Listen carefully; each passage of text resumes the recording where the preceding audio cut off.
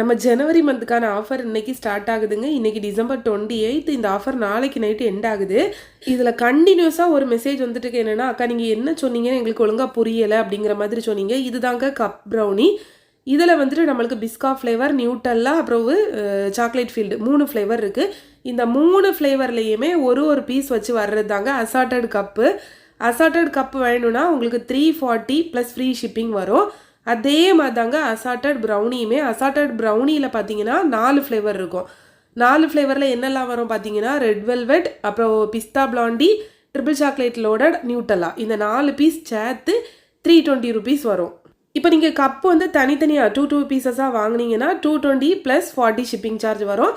½ kg triple chocolate loaded brownie பார்த்தீங்கன்னா 620 rupees வரும்.